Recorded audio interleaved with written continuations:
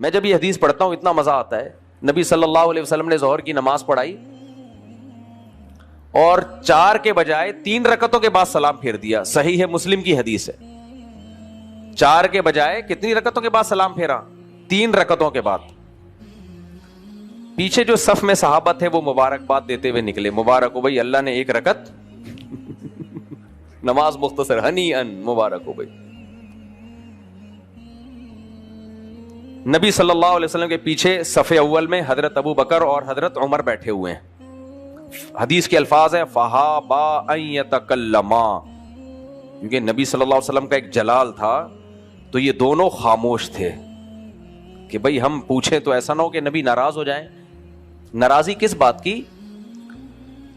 ناراضی اس بات کی نہیں کہ نبی سے کوئی اجتہادی خطا نہیں ہو سکتی. ناراضی اس بات کی کہ نبی صلی اللہ علیہ وسلم نے صحابہ کو منع کیا تھا کہ کثرت سے ایسے سوال نہ پوچھا کرو جس سے تم پہ پابندیاں لگ جائیں.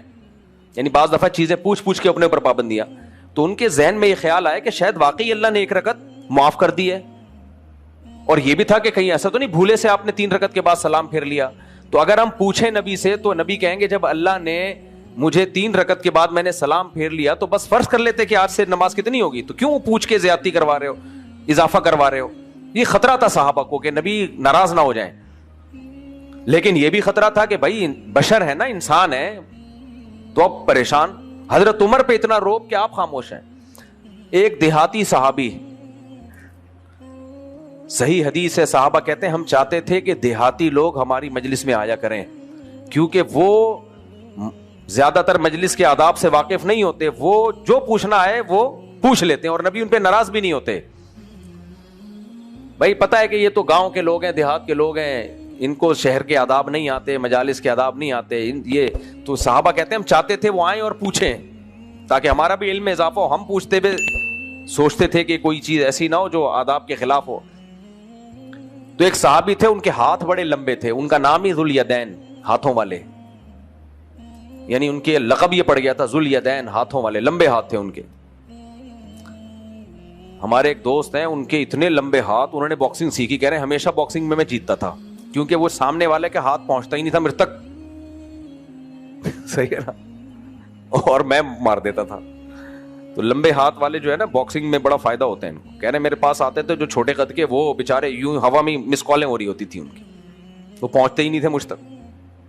تو اب یہ جو صحابی رسول، ان کے ہاتھ لمبے اور دیہاتی صحابی، انہوں نے پوچھ لیا، پوچھا اقصرت الصلاۃ ام نسیت یا رسول اللہ، یا رسول اللہ، اللہ نے نماز میں کمی کر دی ہے یا آپ بھول گئے ہیں؟ نبی نے فرمایا کل ذالک لم یکن، بڑے کانفیڈنس سے آپ نے فرمایا نہ کچھ بھی نہیں ہوا، نہ میں بھولا ہوں نہ اللہ نے نماز میں کمی کی ہے. یعنی میں نے پوری 4 رکعتیں پڑھی ہیں، اللہ نے کمی کی ہوتی تو 3 پڑھی ہوتی، میں نے تو پوری 4 رکعتیں پڑھی ہیں. مطلب یہی تھا کل ذالک لم یکن، فرمایا کچھ بھی نہیں ہوا. صحابی نے فرمایا قد کان بعض ذالک، کچھ ہوا ہے یقیناً. دیہاتی صحابی تھے نا، وہ کانفیڈنٹلی پوچھتے تھے، یعنی انہوں نے کہا یا رسول اللہ کچھ ہوا ہے. اس سے پتہ چلتا ہے صحابہ بھی نبی کو بشر سمجھتے تھے، انسان، کہ انسان سے بھول چوک ہو سکتی ہے. فرمایا قد کان، قد تحقیق کے لیے لگتا ہے، یقیناً کچھ ہوا ہے، یا تو آپ بھولیں یا اللہ نے نماز میں 1 رکعت میں کمی کی ہے. تو ہمارے نبی کو غصہ نہیں آیا ان کی بات پہ کہ میں پیغمبر ہوں، جب میں کہہ رہا ہوں کچھ نہیں ہوا تو تم مان لو کہ 3 کی نہیں بلکہ کتنی ہوئی ہیں، 4 ہوئی ہیں. نبی دن کو رات کہہ دے، رات کو دن کہہ دے تو ماننا پڑتا ہے نا. لیکن ہمارے نبی کو کوئی غضب نہیں، کچھ غصہ نہیں آیا. آپ نے دوبارہ غور ہو جاتا ہے، امام کے ساتھ ہو جاتا ہے، بعض دفعہ وہ سمجھ رہا ہوتا ہے میں ٹھیک ہوں، پھر وہ سب سے مشورہ کرتا ہے امام. تو نبی صلی اللہ علیہ وسلم نے ابو بکر اور عمر سے پوچھا کہ ہاں بھائی کیا ہے، کیا میں نے 3 پڑھی ہیں؟ فرمایا یا رسول اللہ آپ نے 3 پڑھی ہیں. پھر آپ نے نماز بھی پڑھی اور سجدہ سہو بھی کیا آخر میں. تو یہ بے داغ سیرت تھی نبی صلی اللہ علیہ وسلم. کوئی غضبناک نہیں ہوئے، کوئی غصہ نہیں ہوئے. ہمیں کوئی ہماری غلطی پہ کوئی گئے تو آپ کے تو کون ہوتا ہے میرے کو ٹوکنے والا، تو کون؟ امام، بعض امام، سب نہیں، وہ اپنے آپ کو سمجھتے ہیں ہم ایسے دودھ کے دھلے ہوئے، ہمیں کوئی بات ہی نہیں بتائی. نماز 10 منٹ لیٹ ہو رہی ہے، 15 منٹ لیٹ ہو رہی ہے، 4 منٹ لیٹ ہو رہی ہے، 3 منٹ لیٹ ہو رہی ہے، کوئی بولے تو امام صاحب کی غصے سے لال پیلے ہو جاتے ہیں. وہی تم شادیوں میں آدھا گھنٹہ بیٹھ جاتے ہو.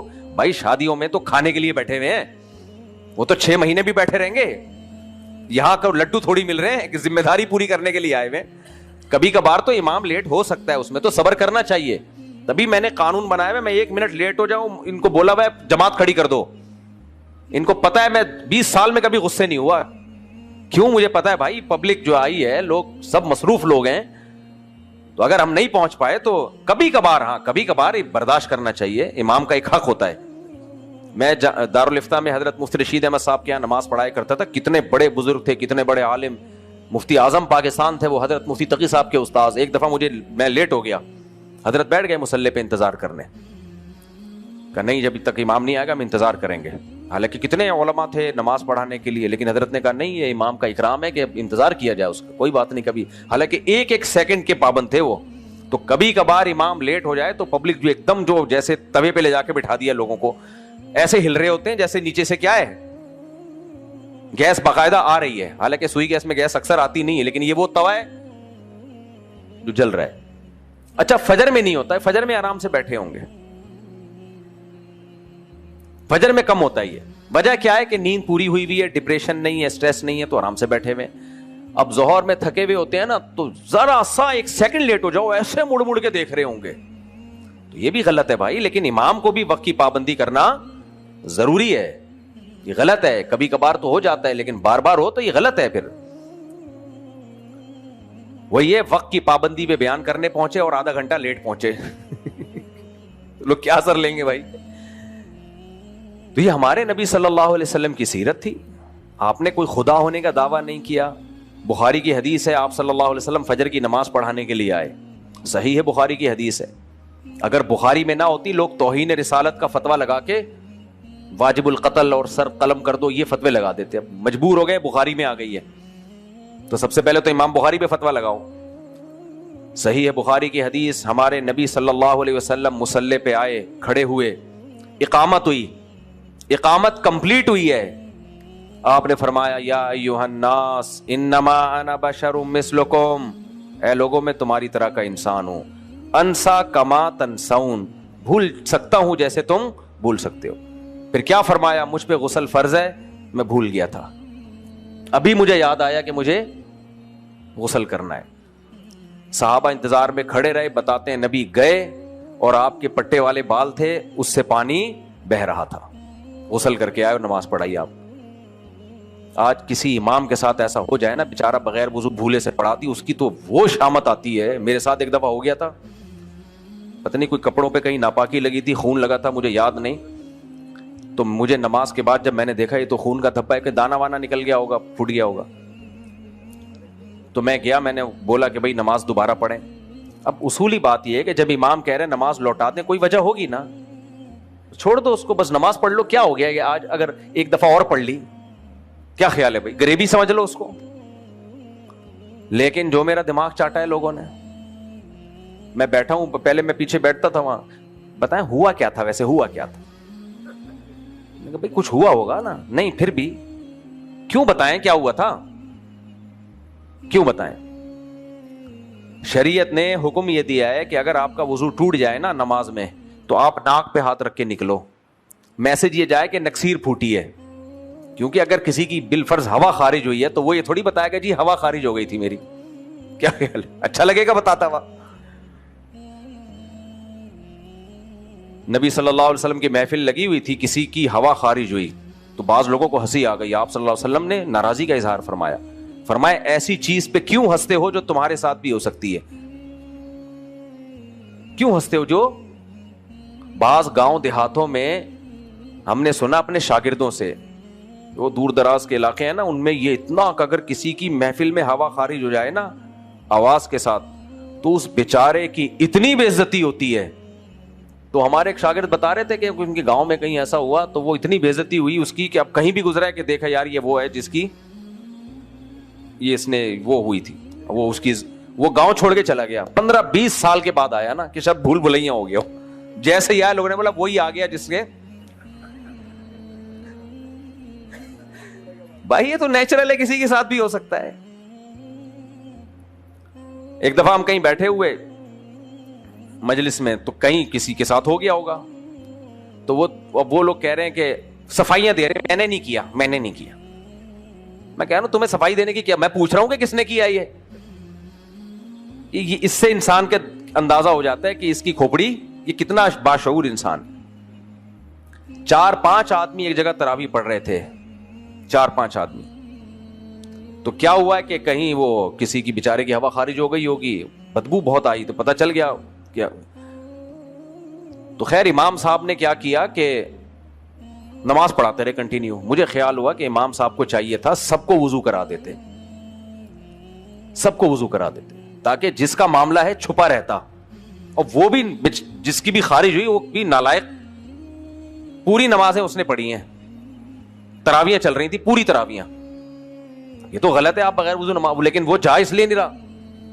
میں نہیں تھا یہ بتا دوں, میں ہوتا تو نکل جاتا. میں یہ بہت بڑا گناہ ہے, بہت بڑا گناہ ہے بغیر وضو کے نماز پڑھنا. ہوا خارج ہوئی ہے نکلو بھائی, ہاں ناک پہ ہاتھ رکھ لو, میسج یہ جائے کہ نکسیر پھوٹی ہے, یا یوں کھجانا شروع کر دو کہ جیسے کوئی پھوڑا پھوٹا ہے, اور اس کو حق نہیں ہے کہ آپ سے پوچھے کہ اوریجنل میں ہوا کیا ہے, یہ اس کو حق نہیں ہے. تو اب اصولی طور پر ایسے میں امام کو کیا کرنا چاہیے, وہ کہے کہ اچھا امام کو اپنی بھی عزت بچانی ہوتی ہے کہ بھائی میری ہوا نہیں, وہ کہے بھائی جس کی بھی ہوئی ہے سب لوگ وضو کر لیں تاکہ جس کا معاملہ ہے وہ پردے میں رہے. یہ کچھ تمیز ہوتی ہیں, کچھ آداب ہوتے ہیں جو آج کل مارکیٹ میں شارٹ ہوتے جا رہے ہیں. تو خیر ہمارے نبی صلی اللہ علیہ وسلم کی سیرت بے داغ اور تکلفات سے پاک. آج بہت بڑا المیہ یہ ہے کہ جس کی طبیعت میں جتنا تکلف ہوگا نا, لوگ اس کو اتنا بڑا ولی اللہ سمجھتے ہیں.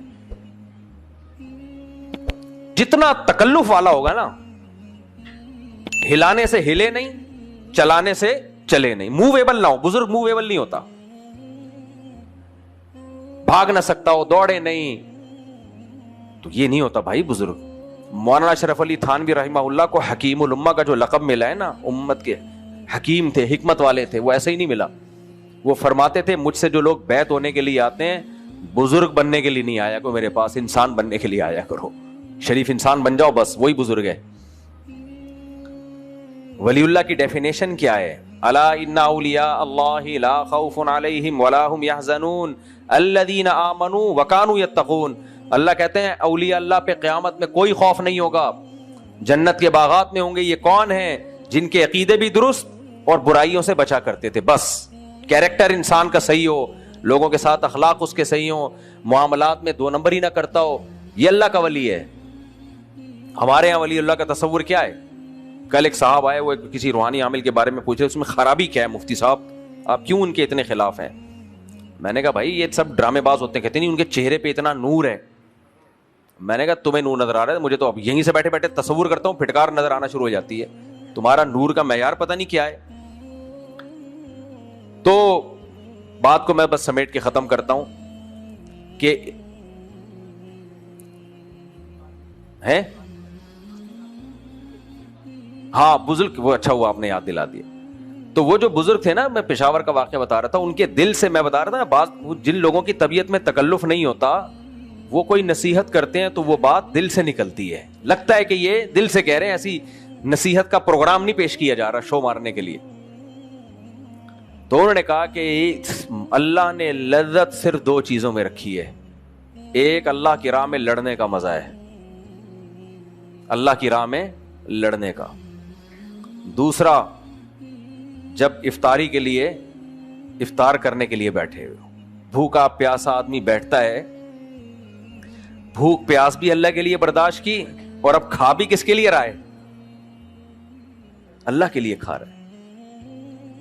واقعی اللہ نے ایک عجیب روحانیت رکھی ہے. کتنے کھانے کھا لو آپ, بعض دفعہ بھوکا رہ کے بھی کھا کے دیکھو, وہ روحانیت نہیں آتی, وہ لذت نہیں آتی. آپ 2 ٹائم ناغا کر لو, 3 ٹائم ناغا کر لو بغیر روزے کے, 24 گھنٹے بھوکے رہو بغیر روزے کے, لیکن جب کھاؤ گے وہ روحانیت اور وہ لذت محسوس نہیں ہوتی جو افطاری کے وقت انسان کو ایک الگ سے راحت محسوس ہوتی ہے. میں نے کہا یار یہ بالکل 100% سے زیادہ درست بات کی. دیکھو جمعے کے دن ہم غسل کرتے ہیں سنت سمجھ کے, اس غسل کی الگ ہی روحانیت ہے. حالانکہ روزانہ لوگ نہا کے آفس جا رہے ہوتے ہیں, کیا خیال ہے, وہ بات ہی نہیں آتی. جمعے کے دن غسل کرو, ایک الگ طہارت, ایک الگ پاکیزگی محسوس ہوتی ہے. اور آپ نے تازہ گوشت خرید کے 20 دفعہ کھایا ہوگا, میں نے ہزاروں سے سنا, خود بھی محسوس کیا, قربانی کے گوشت کی لذت الگ ہی ہوتی ہے. کوئی ویجیٹیرین ہو تو بھائی اس کا نہیں ہم کچھ کہہ سکتے, قربانی کے گوشت کی الگ ہی لذت ہوتی ہے. وجہ کیا ہے؟ اور وہ بھی جب بھی ہوتی ہے بقرعید کے دنوں میں, کیونکہ یہ دن اللہ کی طرف سے ضیافت کے ہیں. باقی ہم تو محرم کے حلیم بھی اسی گوشت سے بنا رہے ہیں, اس میں اگر ٹیسٹ نہیں آ رہا تو وہ ہمارا قصور ہے. تو خلاصہ یہ نکلا, بس بات کو میں سمیٹ رہا ہوں, اللہ کو خواہشات پوری کرنے والے لوگ پسند نہیں ہیں. اللہ چاہتے ہیں ایسے لوگ ہوں جو خواہشات کو قربان کرنا جانتے ہیں. الکاظمین الغیظ, غصہ جب آتا ہے خواہش یہ ہے کہ غصہ جاری کر دو, لیکن اللہ کیا کہتے ہیں؟ الکاظمین الغیظ, یہ غصے کو اللہ کے لیے پی جاتے ہیں. کوئی خوبصورت عورت گزر رہی ہو, نوجوان کا دل کیا چاہتا ہے دیکھو, اللہ کیا کہتے ہیں؟ یغضوا من ابصارہم, ایمان والے اپنی نگاہوں کو جھکا لیتے ہیں, خواہشات کنٹرول کرتے ہیں. ماں اور باپ بڑھاپے میں چڑچڑے ہو جاتے ہیں, بات بات پہ ان کو غصہ آتا ہے. انسان کہتا ہے یار یہ ہماری لائف میں انٹرٹینمنٹ میں سب سے بڑی رکاوٹ ہے, ان کو کہیں جمع کرا دو, کہیں بھیج دو, بڑے بھائی کے پاس ابا کو بھیج دو, بہن کے پاس اماں کو بھیج دو. کھانستے رہتے ہیں, ان کی دوائیوں کا خیال, اور پھر جتنی خدمت کرو الٹا ڈانٹ پڑتی ہے, الٹا ڈانٹ پڑتی ہے. لیکن جو خواہشات قربان کرتا ہے وہ کیا کہتا ہے؟ کوئی بات نہیں بھائی, یہ دنیا لذتوں کی جگہ نہیں ہے, اللہ نے مجھے ایک بہترین ایک سہولت دی ہے جنت کمانے کی. ساری زندگی عبادت کرتا, وہ مقام حاصل نہیں ہوتا, تھوڑے دن ان کی خدمت پہ جو مجھے مقام ملے گا. نبی نے فرمایا نا, روایت میں آتا ہے کہ جس کو بوڑھے ماں باپ ملے اور خدمت کر کے اپنے گناہ نہیں معاف کروا لیے نا, اس پر اللہ کی لعنت. حدیث کا مفہوم ہے, یعنی اتنا بہترین آپشن تھا اس کے پاس سستے میں جنت کمانے کا, یہ آپشن اس نے ضائع کر دیا. تو خواہشات کو پورا, انگریز اپنی خواہشات پوری کرنے میں لگا رہتا ہے, لہذا وہ ابا کو اولڈ ہاؤس میں جمع کراتا ہے. مسلمان میں نے دیکھے ہیں بھائی, 10 سال باپ کی خدمت کی ہے, باپ قومے میں گیا ہوا ہے, کروٹیں بدلنے کے لیے بیٹے کھڑے رہتے ہیں سر پہ. ایسے بھی بیٹے ہم نے دیکھے ہیں, اور ایسے بھی دیکھیں باپ کی کوئی خدمت نہیں چاہیے باپ کو, پھر بھی اس کو لفٹ نہیں کرا رہے ہیں, پھر بھی اس کو نہیں پوچھتے. تو خواہشات قربان کرنے والے اللہ کو پسند. حج کیوں بڑی عبادت ہے, اچھے اچھوں کی جان نکل جاتی ہے حج میں, کتنا بھی وی آئی پی حج ہو اس کے بعد بھی حج ٹھیک ٹھاک ٹینشن ہوتی ہے حج میں.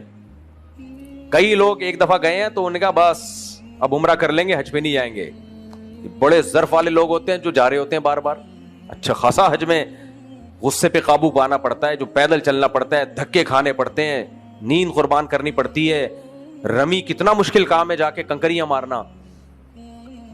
طواف کتنا مشکل کام ہے رش میں.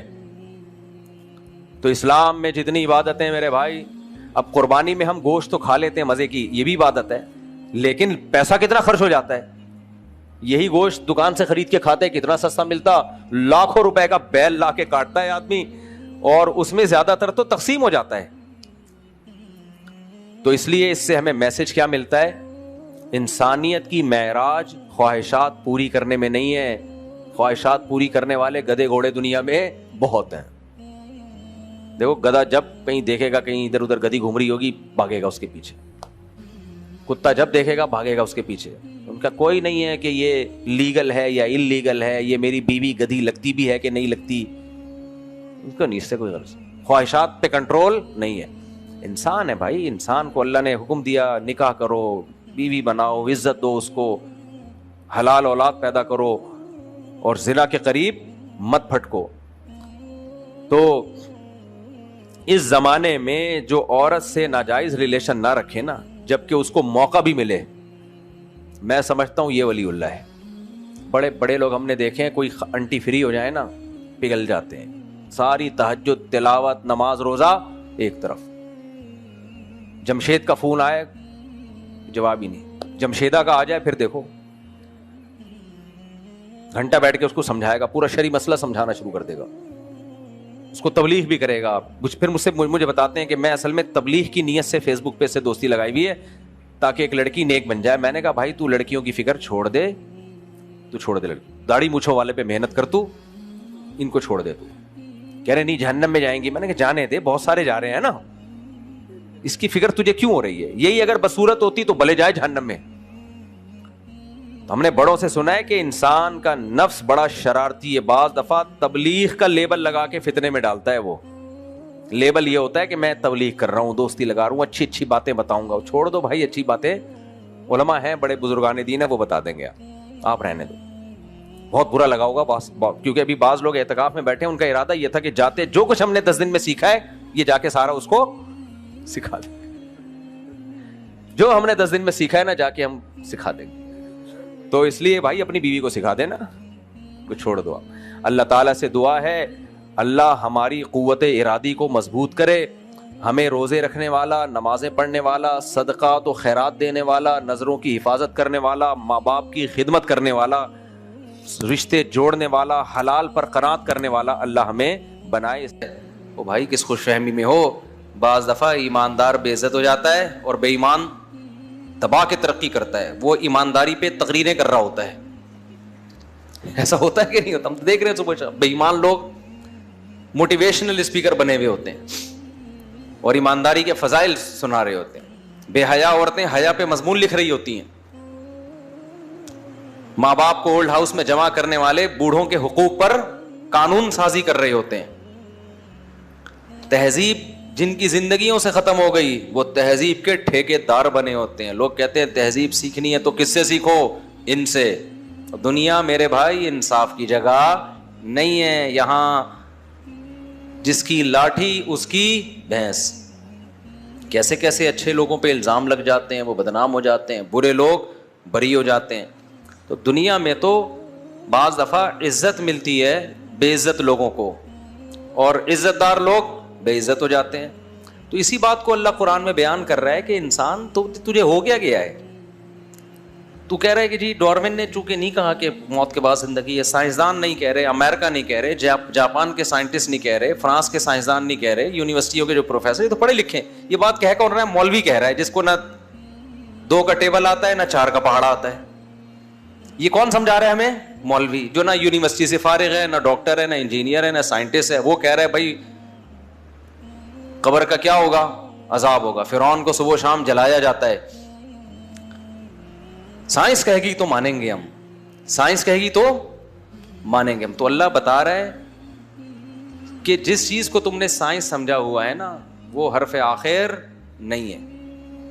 تو یہاں اللہ نے بتایا ام حسب الذین اجترحوا السیئات ان نجعلہم کالذین آمنوا وعملوا الصالحات. جو اچھے لوگ ہیں ہم بروں کو ان جیسا کر دیں گے, ایسا نہیں ہوگا. ساء ما یحکمون. ساء کا لفظ عربی میں تعجب کے اظہار کے لیے ہوتا ہے. جب آپ کو کسی بات پہ تعجب ہو تو یا تو وہ اچھی بات ہوگی یا وہ بری بات ہوگی. اچھی بات پہ انگلش میں کہتے ہیں ویل ڈن, اردو میں کہتے ہیں ہٹو بچو. بری بات پہ کیا کہتے ہیں؟ تعجب کا صیغہ نا. تعجب کے لیے نہیں, مجھے بڑا تعجب ہو رہا ہے یار, کتنا گندا کام کیا اس نے یار, اس سے یہ توقع نہیں تھی. تو اللہ تعالیٰ بھی چونکہ ہم سے ہمارے مینٹل لیول کے حساب سے بات کرتے ہیں ہمیں سمجھانے کے لیے, تو اللہ نے قرآن میں اپنے لیے تعجب کے صیغے استعمال کیے. سا نعمہ کا معنی ہوتا ہے واہ کیا خوب. جیسے قرآن میں ایک جگہ اللہ نے فرمایا نعم المولا. جو لوگ اللہ کو دوست بناتے ہیں کیا بہترین دوست ہے اللہ. تم نے اللہ کو دوست, فرینڈ شپ کس سے کر لی؟ فرینڈ شپ کی ریکویسٹ بھیجی کس کے پاس؟ اللہ کے پاس, اور وہ ایکسیپٹ ہو گئی. سمجھتے ہو؟ تو اللہ فرماتے ہیں کیا بہترین دوست بنا لیا بھائی تم نے. خود اللہ اپنی تعریف کر رہا ہے کیا بہترین دوست بنا لیا. جو ساری کائنات کو بنانے والا ہے اس سے کیا کر لی تم نے؟ دوستی. اور سمجھ لو اللہ سے دوستی دعاؤں کے ذریعے ہوتی ہے. سمجھتا ہے کہ نہیں سمجھتا؟ جب انسان دعا میں اللہ سے بات کرتا ہے نا, اس سے جتنا اللہ کا قرب نصیب ہوتا ہے اس کے علاوہ کسی اور چیز سے نہیں ہوتا. کنیکشن دعا کے ذریعے بحال ہوتا ہے. پھر اس کنیکشن کے بحال ہونے کے بعد کچھ کام اس کنیکشن کو برقرار رکھنے کے لیے کیے جاتے ہیں. اس میں نماز ہے, تلاوت ہے, صدقات و خیرات ہے, قربانی ہے, پیسہ نکال کے انسان خرچ کرے, اور یہ دکھائے کہ اللہ میں تیری دوستی میں مخلص ہوں. ایسا نہیں ہوں کہ زبان سے دوستی کے دعوے کروں اور تیرے لیے کوئی قربانی دینے کے لیے تیار نہ ہوں. آج دنیا میں سب سے زیادہ عزیز چیز انسان کو مال ہے, حتیٰ کہ صحت سے بھی زیادہ عزیز کیا ہے؟ پیسہ. اس لیے میرے بھائی, جب تک یہ روکھڑا اللہ کے لیے خرچ نہیں کرو گے نا, اللہ آپ کی محبت اور ایمان پہ یقین نہیں کرے گا. اس لیے صحابہ نے سب سے زیادہ فوکس پیسے کو کیا ہوا تھا, پیسہ خرچ کرو. سمجھتے ہو کہ نہیں سمجھتے؟ تو اللہ نے فرمایا ایسا کیسے ہو سکتا ہے؟ ساء ما یحکمون. اگر تم یہ سمجھتے ہو کہ آخرت نہیں ہے تو اس کا مطلب ہم اچھے بروں کو مار کے برابر کر دیتے ہیں, ہم انصاف نہیں کرتے. ساء یہ تعجب, کتنا برا ہے وہ فیصلہ, یحکمون جو تم میرے بارے میں کر رہے ہو, مجھے کہہ رہے ہو کہ بس ایسے ہی بنا دی اس نے. یہ نہیں ہو سکتا. آگے اللہ تعالیٰ فرماتے ہیں خلق اللہ السماوات والارض بالحق. اے اللہ تو پیغمبروں کے ذریعے تو یہ بات ہمیں سمجھا رہا ہے کہ قیامت قائم ہوگی, حساب و کتاب کا ایک دن متعین ہے. تو اس کائنات میں تو نے ایسی کوئی دلیل کیوں پیدا نہیں کی جس سے کائنات کو دیکھ کے ہمیں پتہ چل جائے کہ یہ کائنات کسی مقصد کے لیے پیدا ہوئی ہے؟ تو اللہ نے اس کا جواب دیا کہ دیکھو خلق اللہ السماوات والارض بالحق. آسمانوں اور زمین کو اللہ نے بیکار پیدا نہیں کیا ہے, کوئی مقصد ہے.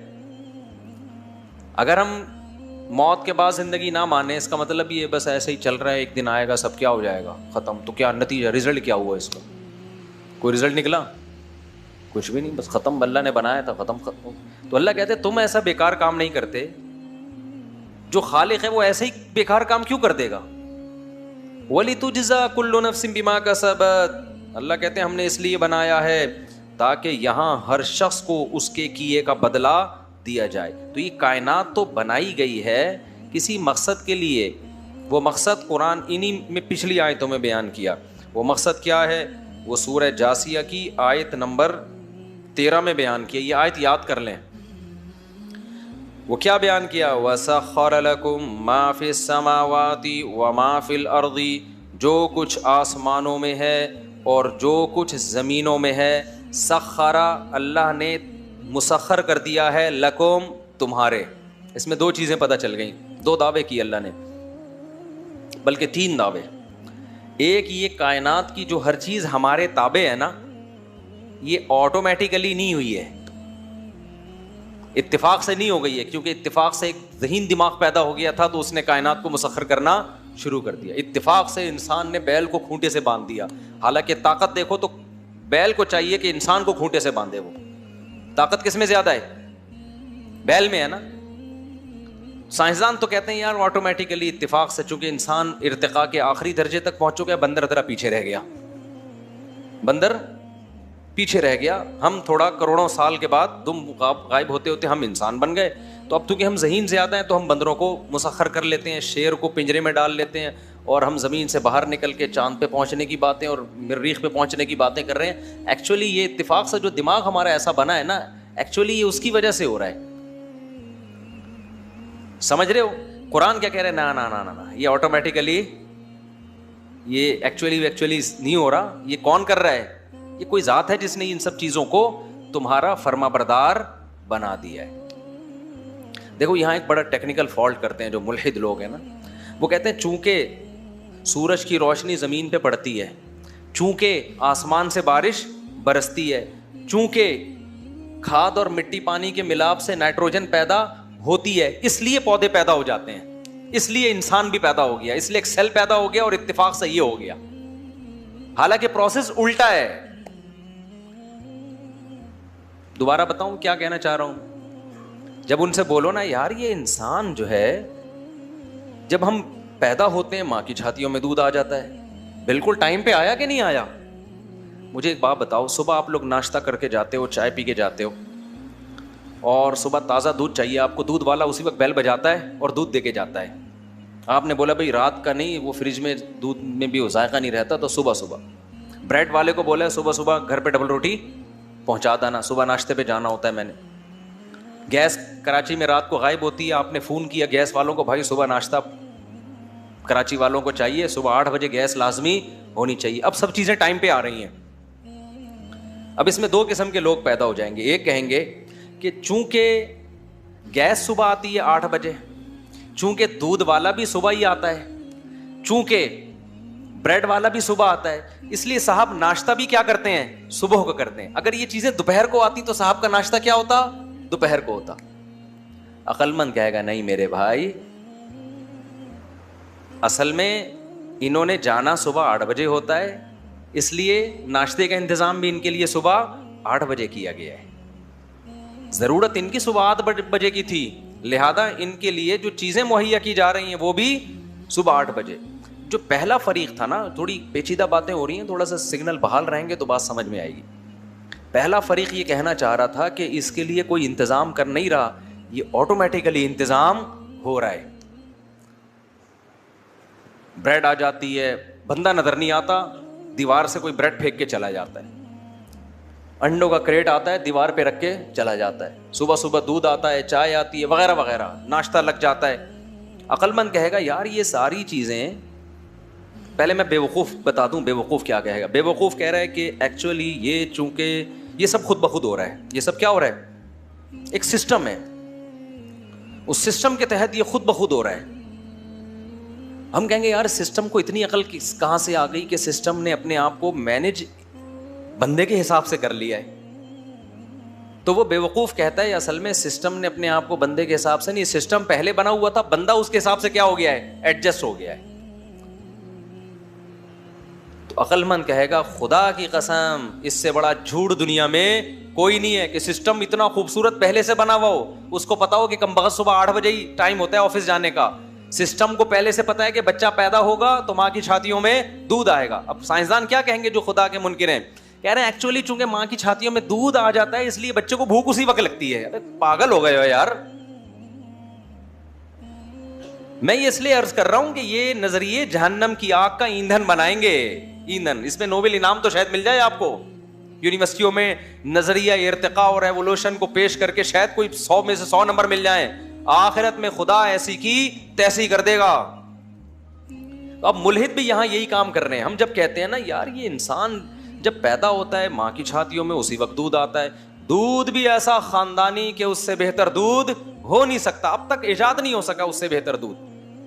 پھر آسمان سے بارشیں برس رہی ہیں, زمین کا سینہ پھٹتا ہے اور تناور درخت پیدا ہوتا ہے, کیا کیا کھانے کو ملتا ہے جس سے ہم زندہ ہیں. اگر یہ چیزیں ختم ہو جائیں, آکسیجن ہے 23%, وہ زیادہ کم ہو تو نقصان. ہر چیز بڑی بیلنس ہے, اس کا مطلب کوئی پیدا کرنے والا ہے. تو ملحد اور ایتھیسٹ کیا کہے گا, اصل میں ہر چیز بیلنس تھی تو اس لیے ہم پیدا ہو گئے. نہیں آئی بات سمجھ میں؟ ہر چیز پہلے سے کیا تھی, بیلنس تھی, تو اس لیے ہم پیدا ہو گئے. نہیں بھائی خدا کی قسم ایسا نہیں ہو سکتا, ایسا نہیں ہو سکتا. یہ ایسا ہی ہے جیسے شادی ہال اتفاق سے دولہا دلہن کو خالی نظر آیا تو وہ اسی میں چلے گئے. اب کوئی یہ کہہ رہا ہے کہ یار یہ شادی ہال آپ نے کیسے ارینج کیا, آج کل تو شادی ہالوں پہ فرض کر لو پابندی ہے, تو کہیں گے پابندی تو ہے لیکن یہ کھلا ہوا تھا تو ہم یہاں چلے گئے.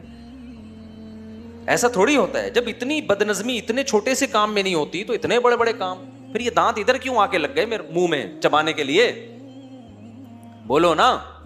ایوالو ہوا وہ سیل چھوٹا سا, ترقی کرتے کرتے ایسا مزیدار بن گیا کروڑوں اربوں سال میں کہ دانت کہاں کے فٹ ہو گئے, منہ میں ہاں کے فٹ ہوئے ہیں, ہاتھوں میں فٹ نہیں ہوئے.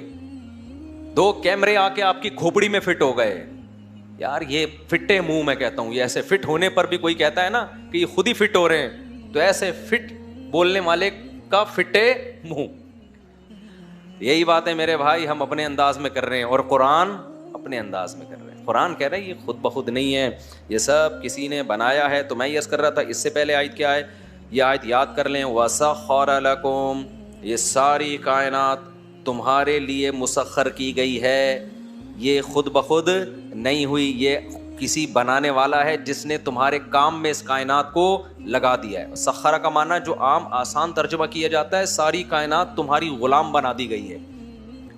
اس نظریے نے نا انسانیت کو ایک معراج پہ پہنچایا. انسانیت کی اسلام سے پہلے کیا تھا, جو عظیم چیز نظر آئے اس کو سجدہ کرنا شروع کر دو, اس سے ڈرنا شروع کر دو. اسلام نے بتا دیا جتنی ہے. تبھی دیکھو لوگوں نے سورج کو سجدہ کیا, لوگوں نے چاند کو سجدہ کیا, کسی نے اژدہے کو معبود بنایا, کسی نے آگ کو معبود بنا لیا کہ آگ بڑی قیمتی چیز ہے, آگ کی پوجا بھی ہوتی ہے. لیکن قرآن نے کیا کہہ دیا, یہ سارے کیا ہیں, تمہارے غلام. کبھی غلام کی تعظیم نہیں کی جاتی, یہ تمہاری تعظیم کریں گے, یہ تمہیں ریسپیکٹ دیں گے. اس لیے اسلام نے تمام مخلوق کی عبادت کا کانسیپٹ ختم کہ انسان سب سے کیا ہے, افضل, اشرف. جو اشرف ہوتا ہے, سب سے افضل ہوتا ہے, وہ مخلوق کے سامنے نہیں جھکتا. ساری مخلوق تمہارے تابع. ہاں انسان کو غلام نہیں بنائے گا, انسان سے اپنے سامنے سجدہ نہیں کروائے گا, کیونکہ سارے انسان کیا ہیں, ایک جیسے. اسی سے یہ خوب یاد رکھ لو کہ چونکہ ساری کائنات انسان کی غلام ہے, انسان ان کا گروتھ ریشو گھٹا بھی سکتا ہے, بڑھا بھی سکتا ہے اپنے حساب سے, لیکن انسان پر جو حکومت ہے وہ خدا کو ہے. انسان انسانوں کے گروتھ ریشو کو گھٹانے کی کوشش نہیں کر سکتا, یہ جائز نہیں ہے اس کے لیے کہ کتنے انسان دنیا میں آئیں گے میری مرضی سے. نا نا نا نا نا, اس پہ کس کی مرضی چلے گی, خدا کی مرضی. کیونکہ وہ سب برابر ہیں, جنہوں نے فیوچر میں پیدا ہونا ہے, جو اب پیدا ہو چکے ہیں. تو جو خدا کو نہیں مانتے وہ تو کہتے ہیں نا رزق کے ذرائع کم ہو رہے ہیں تو انسانوں کا ریشو گھٹاؤ. بھائی جس خدا نے بنایا ہے میرے لیے بھی, اگلی نسل کے لیے بھی بنایا ہے. ہم مریں گے, کل اگلی نسل آئے گی. نہ ہمارے ماضی میں کسی کو ہماری نسل روکنے کی اجازت, اور نہ ہمیں اگلی نسل روکنے کی اجازت, کیونکہ انسان کو انسان پر ایسی حکومت نہیں ہے کہ وہ انسان کے لیے اتنے خطرناک قوانین بنانا شروع کر دے کہ انسانوں کا گروتھ کنٹرول اپنے ہاتھ میں لے لے. یہ نہیں ہو سکتا. سمجھ میں آ رہی ہے بات کہ نہیں آ رہی ہے؟ چائنا میں ظلم ہوا نا, کتنے لوگ ہیں جن کو اولاد چاہیے تھی, گورنمنٹ نے پابندی لگا دی 2 سے زیادہ نہیں. یہ ان ماں باپ کے ساتھ ظلم ہوا کہ نہیں ہوا؟ لیکن اب بتاؤ ہیومن رائٹس اور ویمن رائٹس کہاں گئے؟ وہ موو کرتے ہیں, وہاں سے ہجرت کرتے ہیں. تو ہماری حکومتوں کو ہم پہ یہ حق نہیں ہے کہ کس کے کتنے بچے ہوں گے, یہ گورنمنٹ کو پوچھنے کی اجازت نہیں ہے. اور اس میں اگر گورنمنٹ قانون بناتی ہے اس کو اٹھا کے دیوار پہ مار دیا جائے گا, اس کی کوئی اوقات نہیں ہے. ظلم ہے یہ, تو خدا کے ساتھ اس کی بغاوت ہے. جبکہ اسلام میں اس کے اگینسٹ حکم ہے, تزوج الودود الولود, نسل بڑھاؤ. تو خدا کے آرڈر پہ نسل بڑھائی جا سکتی ہے, نسل ختم نہ کم کی جا سکتی ہے, نہ ختم کی جا سکتی ہے. سمجھتے ہو؟ مثال کے طور پر اس وقت دنیا میں جتنے انسان ہیں وہ یہ فیصلہ کر لیں کہ ہم نے مزید انسان پیدا ہی نہیں کرتے, ہمیں اولاد کی ضرورت ہی نہیں ہے یار, لائف کو انجوائے کرو, مر جائیں گے تو کیا ہوگا, ختم. تو اجازت ہوگی اس کی؟ بولو نہیں بھائی, یہ نیچرل ہے, یہ اس کی آپ کو. تو جیسے 2 بچے ہم اپنی قانون سازی کی وجہ سے پیدا نہیں کرتے, تو 10 بھی اپنی وجہ سے پیدا نہیں ہوں گے, ایک بھی اپنی وجہ سے پیدا نہیں ہوگا. اس میں ہمیں رائٹ نہیں ہے. سمجھتا ہے کہ نہیں سمجھتا؟ تو خیر, تو اللہ نے کیا فرمایا, ساری کائنات کس کے کام میں لگا دی ہے, انسان کے. تبھی آپ دیکھو یار انسان کرتا کیا ہے جانوروں کے ساتھ. ابھی دیکھو ہماری مرغی انڈوں پہ بیٹھی ہوئی تھی نا, ایک مرغی سے 10 چوزے نکلے, دوسری سے بھی کتنے نکلے, 10. اب 10 اس کے ساتھ ہیں, 10 اس کے ساتھ ہیں. دونوں جب چہل قدمی کے لیے نکلتی ہیں تو لڑائی میں ٹائم زیادہ گزار رہی ہیں, بچوں کی کیئر میں ٹائم کم گزر رہا ہے. وہ بچوں ہی کی خاطر لڑتی ہیں, مگر دونوں لڑ کے لہو لہان, ان کو ہٹانا پڑتا ہے. لہذا اب ہم نے کیا کیا کہ بھائی ابھی واکنگ کا ٹائم اس کا ہے, یہ والی مرغی یہ اپنے بچوں کے ساتھ نکلتی ہے, دوسری بند, وہ دیکھ کے جل رہی ہوتی ہے, پھر اس کو بند کرتے ہیں دوسری. اس کا کسی نے حل بتایا کہ یہ جس 10 بچے دوسری والی کے ہیں نا, یہ ادھر کو لے آؤ, اسی میں مکس کر دو, اور جو مرغی کی جو بچوں کی جو سچی مچی کی ماں ہے وہ کنفیوز ہو جائے گی اس میں میرا والا کون سا ہے. ایک آدھ بچہ ہے نا تو مرغی اٹھا کے پٹک دیتی ہے, اتنے سارے گھسڑ دو گے وہ بیچاری ٹینشن میں آتی ہے. ٹینشن میں ایک آدھ دن آئے گی یہ والا میرا ہے, یہ والا اس کا ہے, لیکن 2-3 دن کے بعد ان کو ایکسیپٹ کر لیتی ہے کہ سارے ہی میرے ہیں. تو ہم نے یہ کیا, لیکن پھر مجھے بڑا ترس آیا یار, یہ بچوں کے بولو بغیر ہو گئی. تو وہ اکیلی وہ چیخ رہی ہے, بھائی میرے بچے میرے بچے. ہم نے کہا تو لے جا تیرے بچے, ہم نے واپس کر دیے اس کو. لیکن انسان یہ کام کر رہے ہوتے کہ نہیں کر رہے ہوتے؟ مجھے پتا چلا کہ مرغی والے یہ کرتے ہیں, ایک مرغی سے چوزے نکالے, پرانی والی کے حوالے کر کے اس کو ہٹا دیا بچوں سے, تاکہ یہ دوبارہ جلدی انڈوں پہ آ جائے. پھر جیسے ہی انڈوں سے چوزے نکالتی, اتنی محنت کے ساتھ ان کی کیئر کرتی, ہٹا کے اس کو دوبارہ انڈوں پہ وہ بیچاری ساری زندگی انڈے دے دے کے آدھی ہو جاتی ہے. انسان کیا حشر کرتا ہے جانوروں کے ساتھ, آپ دیکھو یار, اپنے مطلب کے لیے. تو پھر مجھے خیال ہوا کہ یار یہ جو قدرتی پروسیس ہے نا, اس کو کیونکہ وہ اتنی جلدی انڈے دے گی تو ایکسپائر جلدی ہو جائے گی نا, جیسے بھینس کو ٹیکے لگا کے آپ. فارمی مرغی کے ساتھ دیکھو انسان نے کیا کیا, انڈے ہی دیے جا رہی, بریک ہی نہیں آ رہا یار, آٹو پہ لگا دیے, بٹن دبا کے بھول گئے. ورنہ مرغی جب انڈے دیتی ہے کچھ دن انڈے دے گی, کچھ دن ریسٹ کرے گی, یہ کیا ہے آٹو پہ ہو گئی, ظاہر ہے مرے گی جلدی پھر یہ, اور کیا. کیسا اللہ نے انسان کو اختیار دیا ہے. شیر کو چڑیا گھر میں بند کر دیتا ہے, بکرے جوان ہوتے ہیں کاٹ کے کھا جاتا ہے, لاکھوں کروڑوں ٹن مچھلی اس سے اس کی زندگی کا حق چھینتا ہے, کھاتا ہے اس کو. تو اللہ کہتے ہیں یہ ساری کائنات میں نے تمہارے لیے مسخر کی. کیوں؟ اچھا, ما فی السماواتی, جو کچھ آسمانوں میں جو کچھ زمین میں, جمیعا منہ, یہ سارا کا سارا منہ میں نے کیا ہے. یہ جملہ ہے اصل میں نوٹ کرنے کا. اللہ کہتے ہیں یہ خود بخود, یہ جو ڈبل روٹی ناشتے کے ٹائم پہ ہی آ رہی ہے نا, یہ کوئی خلائی مخلوق نہیں ہے, کوئی بندہ ہے دے کے جا رہا ہے, خدمت کر رہا ہے آپ کی. یہ آٹومیٹیکلی ایسا نہیں ہوا کہ سسٹم نے اپنے آپ کو ایسا مینج کر دیا کہ ناشتے کے ٹائم پہ ہی ڈبل روٹی اڑ کے آپ کے گھر میں آئے گی. تو اللہ کہتے ہیں یہ کس نے کیا یہ کام؟ یہ میں نے کیا ہے. تو اب جب اللہ نے کیا ہے تو لتجزا, انسان کو ساری کائنات کو بنا دیا انسان کے لیے. تو اب اللہ کہتے ہیں انسان کی ذمہ داری کیا کر دی گئی ہے؟ بہت بڑی. غیر مسلم کہتا ہے ساری کائنات میرے لیے اور میں لائف کو انجوائے کرنے کے لیے. یہی کہتا ہے نا وہ. بھائی ہم دنیا میں کیوں آئے؟ کسی انگریز سے پوچھیں, ہندو سے پوچھیں, سکھ سے پوچھیں, کہے گا انٹرٹینمنٹ کے لیے آئے ہیں. یہ بکرا کیوں آیا؟ یہ میرے غذا بننے کے لیے آیا. یہ مرغی کیوں آئی؟ یہ انڈے اس لیے دینے کے لیے آئی کہ وہ انڈے میں کھاؤں گا. یہ مچھلی کیوں آئی؟ میں کھاؤں گا. یہ سورج کیوں بنا؟ تاکہ مجھے وٹامن ڈی ملتا رہے اور میرے پودے بڑے ہوتے رہیں. سورج بھی میری خدمت کرے گا, چاند بھی میری خدمت کرے گا, اور ساری کائنات میری خدمت کرے گی. میں زمین میں سوراخ کروں گا, وہاں سے ڈیزل اور پیٹرول نکالوں گا, اور میری مشینیں گھومیں گی, میرے جہاز ہواؤں میں اڑیں گے. یہ سارے کام میرے لیے ہوں گے. بھائی تو کیا ہے؟ میں پیڑے کھاؤں گا بیٹھ کے, میں لائف کو کیا کروں گا؟ انجوائے. تو قرآن کہتا ہے یہ بات وہ شخص کر سکتا ہے جو یہ مانتا ہے کہ یہ کائنات اتفاق سے اس کے لیے بن گئی ہے, لیکن جو یہ مانتا ہے کہ یہ سب کچھ خود بخود نہیں ہو سکتا, کسی نے انسان کے لیے کیا ہے. تو پھر اس سے پوچھا جائے کہ تو میرے لیے اتنا کیوں کر رہا ہے, وہ بتائے گا میں کیوں کر رہا ہوں. دیکھو آپ جنگل میں پڑے تھے, بھوک لگی آپ کو نا, آپ مرنے والے تھے, بھوک لگی, آپ بھوک میں نڈھال ہو کے آنکھ لگی, جیسے ہی آنکھ کھلی تو دیکھا دسترخوان رکھا ہوا ہے, بہترین نہاری اور وغیرہ وغیرہ, پھوڑ پھاڑ دیا آپ نے. پھر آپ 2-3 گھنٹے بعد پیاس لگی آپ کو, بڑا پریشان, یار صحرا ہے, کوئی پانی وانی کا انتظام نہیں. جیسے ہی تو آنکھ لگی, آنکھ کھلی تو دیکھا کولڈ ڈرنک کا انتظام ہے آپ کو, بہترین شربت اور بہترین پانی. اب ساری چیزیں آپ کو اسی صحرا میں میسر ہو رہی. پھر آپ پریشان, یار دھوپ سے بڑا تپ رہا ہوں میں, یہاں تو مر جاؤں گا. آپ سو گئے, آنکھ کھلی, ایک گھر بنا ہوا ہے آپ کے لیے. واللہ جعل لکم من بیوتکم سکنا. قرآن کہتے ہیں یہ جو تم گھر بناتے ہو نا گرمی سردی سے بچنے کے لیے, جس میٹیریل سے بناتے ہو سارا ہمارا پیدا کرتا ہے. وہ یہ زمین میں اللہ نے چونا سیمنٹ بھی ایسی کیمیکل پیدا کیے ہیں کہ اللہ کو پتا تھا ایک زمانے میں آبادی بڑھے گی تو مٹی کے گھر ہوندے ان کے لیے کافی نہیں ہوں گے. تو یہ سب کچھ ہم نے پیدا کیا ہے. انزل الحدید, لوہا ہم نے زمین میں اتارا ہے. تو آپ جب صحرا میں آپ کی آنکھ کھلی, دیکھا بھائی اڑے یار گھر بنا ہوا ہے یار, یہ اینٹیں رکھی ہوئی ہیں کہ جوڑ کے بنا لے. تو ساری چیزیں کیا ہو رہی ہیں؟ ٹائم پہ پوری ہو رہی ہیں آپ کی. پھر آپ جوان تھے, بالغ ہوئے, آپ کے دل میں خواہش پیدا ہوئی, عورت کی طرف طلب پیدا ہوئی, آپ کا دل چاہا کہ بھئی کوئی میری زوجہ ہونی چاہیے. اچانک ایک بیگم آپ کے لیے دلہن بن کے آپ کے سامنے اس بندے نے لا کے بٹھا دی اور چلا گیا. آپ اٹھو یار, چلو بھائی میرے لیے. اب حمل ٹھہر گیا, بچہ ہونے والا ہے. آپ ٹینشن میں, یار یہ بچہ کہاں سے کم بخت کھائے گا, اتنا سا بچے کو میں کیا نلی نہاری کھلاؤں گا, اس کے لیے تو کوئی انتظام ہے نہیں.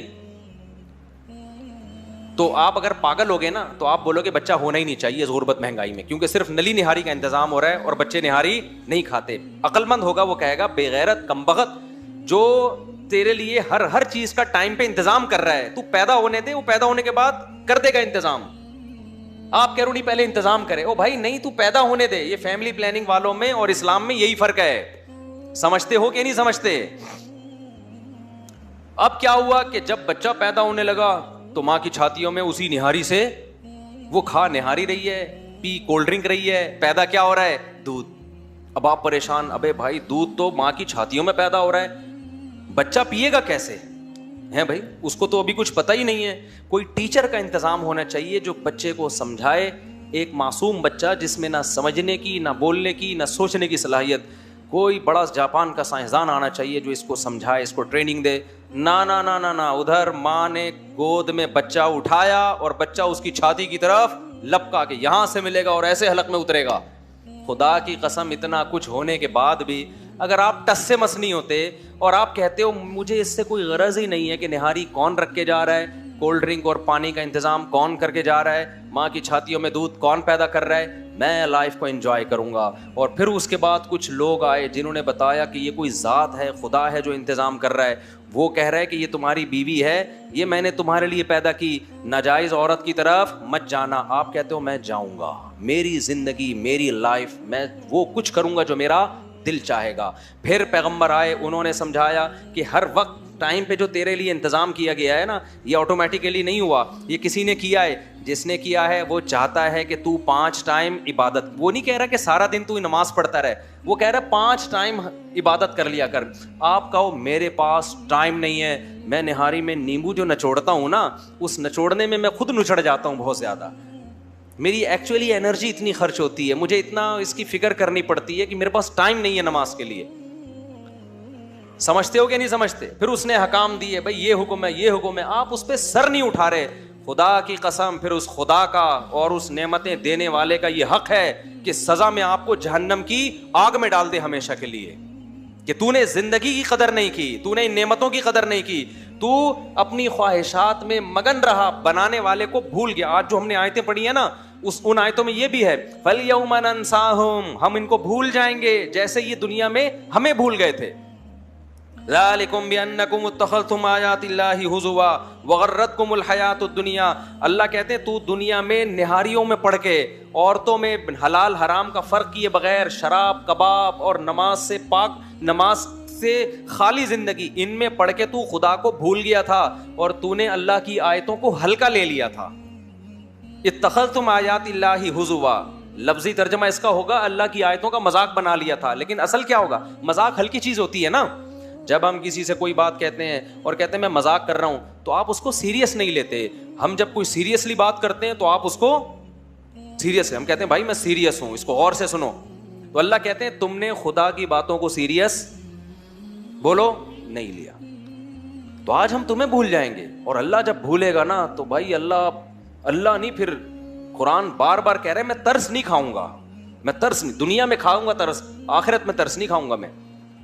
تو اس لیے میرے بھائی, کافر کہتا ہے یہ خدا نہیں دیتا ہمیں نعمتیں, ہم کہتے یہ جو ہم نے افطاری کی ہے نا, سموسے پکوڑے کھائے ہیں, ایک ایک چیز بنائی کس نے ہے؟ خدا کی قسم ہماری اوقات ایسی ہے کہ ایک ٹائم کا اللہ رزق چھین لینا تو ہمیں اپنی اوقات سمجھ میں آ جائے گی. جہنم تو بہت دور کی بات ہے, ذرا سی باتوں میں محتاج ہیں خدا کے ہم, ذرا سی باتوں, ایسی ایسی نعمتیں ملی ہیں.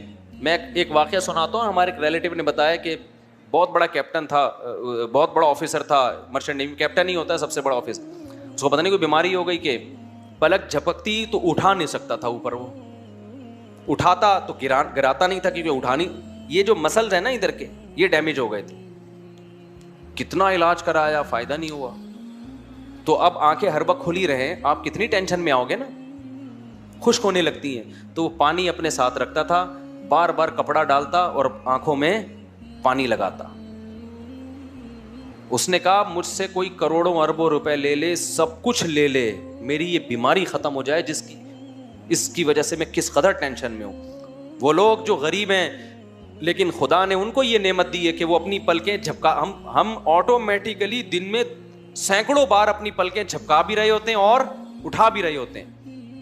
ایک ایک نعمت دیکھی جائے نا. یہ جو ہماری آئی بروز ہیں یہ اللہ نے خوبصورتی کے لیے بھی دی ہیں, بہت سارے کام یہ آئی بروز کر رہی ہیں. ان کا رنگ بلیک ہے, اگر یہ وائٹ ہو جائیں اور ہماری پلکیں وائٹ ہو جائیں, آپ دیکھا جن کی پلکیں سفید ہوتی ہیں آنکھیں کھول کے دیکھ نہیں سکتے وہ, تو ہماری پلکوں کو اللہ نے بلیک بنایا, اس سے خوبصورتی بھی ہے اور یہ ہمیں آنکھیں کھولنے میں مدد بھی دے رہی ہیں. ناک کو دیکھ لو, کان کو دیکھ لو, دانتوں کو دیکھ لو, زبان کیا چیز ہے یار, یہ خدا کی قسم کھربوں سال میں ایسا گوشت کا ٹکڑا بن نہیں سکتا, اور وہ دماغ سے کنیکٹ نہیں ہو سکتا. دماغ پہ کوئی چیز رکھو گے ڈائریکٹ دماغ نہیں بتائے گا کہ یہ کھٹی ہے میٹھی ہے کیا ہے. زبان کاٹ کے دماغ سے کنیکشن الگ کر دو, پھر زبان پہ رکھو, زبان بولتے کیوں نہیں بتائے. آنکھ, انسان دماغ سے دیکھتا ہے, آنکھ ہٹا کے دماغ کو بولو کہ دیکھے گا نہیں, لیکن آنکھ نکال کے کہیں کسی کی طرف کرو نظر آئے گا اس آنکھ کو. ایک دماغ ہے, آنکھ کا کنیکشن جوڑ دیا, وہاں دماغ آنکھ کے ذریعے دیکھنے کا کام کر رہا ہے. کان کا کنیکشن دماغ سے اللہ نے جوڑ دیا, وہاں دماغ کان کے ذریعے سننے کا کام کر رہا ہے. ایک گوشت کا, اچھا کوئی پیچیدہ مشینیں نہیں ہیں. جب سائنسدان کوئی مشین بناتے ہیں نا, آپ ذرا اس کا انجن کھولو, پھر اندر جاؤ, وہ اتنے نٹ بولٹ اور وہ گراریاں اور پتہ نہیں کیا کیا سسٹم لگا ہوگا, پھر جا کے پتہ چلے گا کہ یار یہ اللہ نے کیا کیا, یہ زبان ہے, اس کو کھولو کٹ کرو, کوئی گراریاں. یار مجھے نہیں سمجھ, بیچارے منہ سے پھوٹ لو اللہ کے بندو, جب اللہ نے زبان دی ہے تو بولنے کا کام بھی ہوتا ہے اس زبان. کوئی ہے پیچیدہ سسٹم اندر, کھولو کچھ بھی نہیں ہے. وہ بھائی یہ چک کیسے رہی ہے, اس میں کون سے سافٹ ویئر ہیں, کوئی چپ دکھاؤ. آپ کھولو نا اس زبان کو, کوئی اندر کوئی پیچیدہ. موبائل کھولو کتنا پیچیدہ ہے, اتنی باریک باریک نسیں تاریں اور وہ پتہ نہیں کیا کیا ہے اس کے اندر. زبان کو کھولو, نسیں ہیں بس, خون بلڈ ہے اس میں, بلڈ جا رہا ہے آ رہا ہے, لیکن کیا عجیب شاہکار ہے. ادھر ذرا سی کڑوی چیز ڈالی, دماغ نے فوراً بتا دیا زبان کے ذریعے. دماغ کہہ رہا ہے یہ زبان میرا آلہ ہے, ٹھیک ہے نا, یہ مجھے انفارمیشن دیتا ہے, معلومات دیتا ہے. کان کا پردہ اتنا باریک معمولی سا, کوئی زیادہ اندر مشینیں فٹ نہیں ہیں کان کے اندر, لیکن ہماری جو ریز نکلتی ہیں جب کوئی بولتا ہے, وہ جس طرح سے جس فریکوینسی کے ساتھ آتی ہیں, ہمارے کان کے پردے دماغ کو میسج دیتے ہیں. یہ جو ہم الفاظ بول رہے ہیں نا, الفاظ تھوڑی ہمارے دماغ میں جا رہے ہیں, یہ آواز کی لہریں بن رہی ہیں. ہر لہر کا الگ, ہر لفظ کی الگ لہر بنتی ہے. کان اس کو پڑھ لیتا ہے کہ اب یہ لہر بنی ہے, اس کا مطلب اس نے یہ کہا ہے, اب یہ لہر بنی ہے, اس کا مطلب اس نے یہ کہا ہے. تبھی وہ لہریں بڑی تمیز سے ہوتی ہیں تو سریلی آواز پیدا ہوتی ہے. جب بیگم بات کر رہی ہوتی ہے تو لہریں یوں کر کے جا رہی ہو, استغفر اللہ استغفر, یعنی آپ جب بات کر رہے ہوتے ہیں بیگم سے, جب بات ہم ہوتی ہے نا, ایک لہریں یوں ہوتی ہیں بڑی تمیز سے, یہ بڑی خوبصورت آواز ہوتی ہے. ایک جب میاں بیوی آپس میں بات کر رہے ہوتے ہیں تو لہروں کی ایسی کی تیسی, لیکن کان اس کو بھی محسوس کر لیتا ہے. ایک اس میں بھی اتنی اونٹ پٹانگ لہروں کو بھی کان ٹریس کر لیتا ہے, تبھی تو غصہ آتا ہے, طلاقیں ہوتی ہیں کہ تو نے کہہ کیا دیا مجھے. اگر کان کی سمجھ میں نہیں آتا, بولتا اتنے بدتمیزی کے ساتھ لہریں آ کے ٹکرائی ہیں, مجھے سمجھ میں نہیں آ رہا ہے یہ بول کیا رہی ہے, یہ بول کیا رہا ہے, تو لڑائی ہوتی ہے میاں بیوی کی. کان ایسے اللہ نے فٹ کر دی ہے, وہ بھائی اتنی سی پردہ ہے, وہ بھائی کھربوں سال میں بھی آٹومیٹیکلی یہ کان وجود میں نہیں آ سکتا. اور کمال کی بات یہ کہ سائنسدان جو کہتے ہیں نا اتنے ارب سالوں میں انسان بنا ہے, زمین کی عمر اتنی نہیں بتا رہے ہوتے. وہ جب زمین پہ ریسرچ ہوئی تو زمین اتنی پرانی نہیں ہے, اس کا مطلب انسان زمین سے بھی پرانا. ابے کیا کر رہے ہو, کچھ خدا کا خوف کرو یار. تبھی قرآن کہتا ہے یہ وہ لوگ ہیں جن کو حساب و کتاب کی فکر نہیں ہے. جب حساب و کتاب کی فکر نہیں ہے تو پھینکنے پر گورنمنٹ کی طرف سے کوئی پابندی نہیں ہے, اس لیے پھینکتے رہتے ہیں. جلدی سے بات کو سمیٹ کے ختم کرتا ہوں. تو اللہ تعالیٰ قرآن میں فرماتے ہیں کہ ہم نے اس لیے بنایا تاکہ انسان اپنے اچھے اور برے کا جواب, انسان آزمائش کے لیے, یہ قرآن نے بتایا. آگے اللہ فرماتے ہیں افرأیت من اتخذ الہہ ہواہ, اللہ کہتے ہیں ہماری باتوں پہ ایمان لا کے نا کچھ لوگ اس کائنات کو بنانے والے کو معبود مان لیتے ہیں. وہ کہتے ہیں آج سے ہم پر حکومت کس کی ہوگی, اللہ کی, جس نے بنایا. وہ کہے گا یہ لیگل ہے, ہم اس کو لیگل مانیں گے. وہ کہے گا یہ اللیگل ہے, ہم اس کو اللیگل. وہ کہے گا یہ کرو, ہم کریں گے. وہ کہے گا مت کرو, ہم نہیں کریں گے. لیکن اللہ فرماتے ہیں اے لوگو اگر تم نہیں مانتے نا کوئی خدا ہے تو ہم تمہیں کچھ ایسے لوگ بتاتے ہیں جو بڑے عقل مند بنتے ہیں. وہ کہتے ہیں کوئی گاڈ واڈ نہیں ہے, ایکچولی یہ صرف مذہبی لوگوں کی دکانیں ہیں, منجن ہیں, اور کچھ بھی نہیں ہے. اللہ کہتے ہیں پھر وہ بڑے براڈ مائنڈڈ بنتے ہیں, ہم کسی مذہب کے پابند نہیں, ہم صرف انسانیت کو فروغ دینا چاہتے ہیں. آج ایسے دعوے کیے جاتے ہیں نا, اصل میں تو انسانیت ہے سب کچھ. انسان کا بھلا سوچے, اللہ کا کیا کرنا ہے. تو اللہ کہتے ہیں میں تمہیں بتاؤں ایسے لوگوں کے بارے میں. اللہ اب یہاں بھی تعجب کر رہے ہیں, ارے تم نے دیکھا ایسے لوگوں کو جن کا خدا ان کی خواہشات ہیں, جن کا خدا کیا ہے؟ نہیں, یہی بات سمجھ, خدا لیس دنیا میں کوئی بھی نہیں ہے, گاڈ لیس دنیا میں کوئی بھی نہیں ہے. جو کہتے ہیں نا اللہ خدا نہیں ہے, اس کا مطلب میں خود اپنا خدا ہوں. جیسے لوگ کہتے ہیں نا سارے مولوی غلط ہیں, اس کا مطلب میں اکیلا ہی دنیا میں صحیح ہوں. جو کہتے ہیں سارے ڈاکٹر غلط ہیں, اس کا مطلب یہ نہیں ہوتا سارے غلط ہیں, اس کا کہتے ہیں صرف مجھ سے علاج کراؤ, منجن مارکیٹ میں صرف میرا بکنا چاہیے. جو کہتے ہیں سارے حکیم غلط ہیں, اس کا مطلب منجن یہ بیچ رہا ہے. تو جو کہتے ہیں نا خدا نہیں ہے, اچھا جو کہہ رہا ہوتا ہے نا کہ ابو حنیفہ کی تقلید نہ کرو, امام شافعی کی تقلید نہ کرو, اصل میں وہ کیا چاہ رہا ہوتا ہے؟ کس کی تقلید کرو؟ میری. اگر آپ کہیں نہیں وہ تو کہتے ہیں قرآن و سنت کو مانو, تو ابو حنیفہ نے کیا تورات اور انجیل کو مانا تھا؟ اگر وہ کہتا ہے کہ میں قرآن و سنت سے مسائل بتاتا ہوں, تو ابو حنیفہ کیا تورات اور انجیل سے مسائل بتاتے تھے؟ یہ عجیب قسم کی چیزیں مارکیٹ میں آ رہی ہیں آج کل. ایک طرف یہ مانتے ہیں کہ وہ بھی قرآن حدیث بتاتے تھے, تو جب وہ بھی بتاتے تھے تم بھی بتا رہے ہو, تو ان میں غلطی کا امکان کم تھا, آپ میں غلطی کا امکان زیادہ ہے. اچھا میں ایک عجیب ٹیکنیکل پوائنٹ کی بات بتاؤں. میں نے کچھ دن پہلے یہ کہا تھا نا کہ یہ لوگ ہر چیز میں حدیث کا مطالبہ کرتے ہیں, جبکہ ہر مسئلہ حدیث میں صراحتاً نہیں ہے. جیسے مرد اور عورت کی نماز میں فرق, یہ اجماع سے ثابت ہے, تواتر عملی سے ثابت ہے. تو تواتر عملی, ایک نے کہا ہم تواتر عملی کو نہیں, ہم حدیث کو مانتے ہیں. یہ مینٹل لیول ہے لوگوں کا. تواتر عملی حدیث کی سب سے پاورفل قسم ہے, وہ حدیث ہی کی قسم ہے. ایک عمل ہے نبی کے قول سے, ایک ہے سینہ بسینہ صدیوں سے کروڑوں امت نقل کرتی آ رہی ہے. یہ کروڑوں امت کے نقل زیادہ پاورفل ہے بنسبت اس راوی کے جو ایک راوی بیان کرتا ہے کہ فلاں نے فلاں سے بیان کیا, فلاں نے فلاں سے بیان کیا. سمجھتے ہو بات کو کہ نہیں سمجھتے؟ تو یہ اس طرح آہستہ آہستہ مذہب 20 رکعت تراویح کو ختم کر دیا نا, آدھی ہو گئی وہ. اب بولو یہ 1400 سال سے 20 رکعت تراویح ہو رہی تھی, کیا غلط تھے؟ فوراً جواب ہوتا ہے کہ بھائی ہم نے حدیث کو دیکھنا ہے, ہم نے امت کے عمل کو. اس کا مطلب امت حدیث پر اب تک عمل کر ہی نہیں رہی تھی, اب 15ویں صدی کے مولوی ہمیں بتائیں گے کہ حدیث کیا ہوتی ہے, وہ ہمارے سامنے حدیث کی تشریح کریں گے. کوئی غیر مسلم مسلمان ہو گیا نا, وہ کہے گا یار تمہاری 1400 سال سے تو امت کو سمجھ میں نہیں آیا قرآن و سنت, اب کیا سمجھ میں آئے گا, تھوڑے دن رہ گئے قیامت میں, اب ویسے ہی گزارا کر لو. ایسا نہیں ہے, امت اتنی بڑی گمراہی پہ جمع نہیں ہو سکتی. یہ کوئی بنی اسرائیل کی امت نہیں ہے, یہ محمد صلی اللہ علیہ وسلم کی امت ہے. یہ اتنی بڑی تعداد میں گمراہی پہ نہیں جمع ہوگی.